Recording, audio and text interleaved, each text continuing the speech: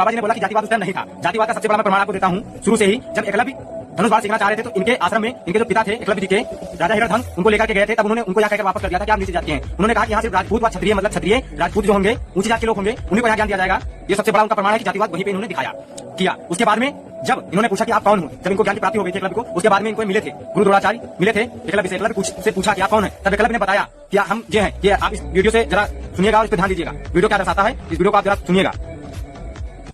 एकलव्य के पिता का नाम हिरण्यधनु था और वह निषाद जाति से थे।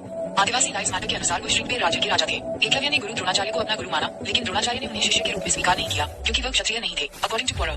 फिर भी एकलव्य ने द्रोणाचार्य की मूर्ति को गुरु मानकर धनुर्विद्या का अभ्यास किया। जो आपने ध्यान सुना, वीडियो में साफ साफ बताया गया है कि राजा हिरण्यधन क्षत्रिय नहीं थे, वह निषाद जात के थे। निषाद जात एक आदिवासी समाज से आती है जो कि एक शूद्र में ही आती है, वो क्षत्रिय में नहीं आती है। तो बाबा से मैं जानना चाहूंगा और पूछना चाहूंगा कि जरा आपको भी ज्ञान है या हमें ज्ञान बांटने चले आए। किसी को रोज मारना आसान है, लेकिन उसी तय तक जाना बहुत मुश्किल है। आप आइए और जानकारी की मैं आपको जानकारी दूंगा और बताऊंगा कि जातिवाद था नहीं था। अगर आपको लगता है कि जातिवाद नहीं था तो आप मेरे साथ पॉडकास्ट कीजिए किसी न्यूज चैनल पे आकर के, मैं न्यूज चैनल बताऊंगा। आइए फिर वहाँ पे चर्चा होगी, बैठ के घंटे 2 घंटे 4 घंटे जितने मन होती चर्चा कर लेना। ये आपका भाई शैलेंद्र आजाद खुला चैलेंज आपको देता है। आइए और मुझसे डिबेट कीजिए, फिर देखते हैं जो जीतेगा या कौन हारेगा, जातिवाद था या नहीं था वो आपको पता हो जाएगा। जय हिंद, जय भारत। वाह वाह वाह, क्या बात है भैया, वाह। हमने कहा था ग्रंथ पढ़ने को, आप हमें गूगल दिखा रहे हो। अरे ग्रंथ पढ़ो भैया, ग्रंथ पढ़ोगे तब पता लगेगा कि इसमें क्या लिखा हुआ है। और ये जाति आपने क्या कहा, ऊंची जाति? भैया ऊंची नीची जाति कोई नहीं होता है, सारी जातियां समान होती हैं, ठीक है। अगर नहीं पता तो मत पढ़ लो जाकर, स्कंद पुराण में लिखा हुआ है। जन्मना जायते शूद्रा संस्कारात् भवेत् द्विजा वेद पार्थात् विप्रः ब्रह्म जानाति ब्राह्मणा। कि जन्म से प्रत्येक आदमी शूद्र होता है और कर्म से वह द्विज होता है। वेद पढ़ने वाला विप्र होता है और ब्रह्म को जानने वाला ब्राह्मण होता है, ठीक है।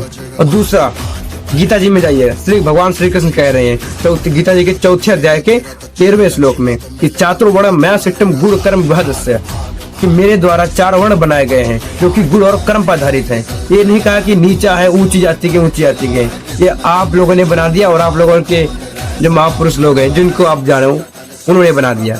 पर ऐसा इसका पोषक हमारे ग्रंथ नहीं है, ठीक भैया। और रही बात पॉडकास्ट की और डिबेट की, ये भैया इतना समय नहीं कि हम आपसे पॉडकास्ट डिबेट करें। और फिर आपने भी कौन से ग्रंथ पढ़ लिए हैं, कितनी ग्रंथ पढ़े हो? पढ़े भी हो कुछ, बस गूगल से बोला बस देख लिया, गूगल से बोला बस देख लिया, इससे काम नहीं होता भैया। पहले पढ़ लो और फिर आराम से बोलना, ठीक है। ये गूगल की पढ़ाई हमें ना दिखाओ, पहले पढ़ लो फिर बोलो, ठीक है। जय सिया राम।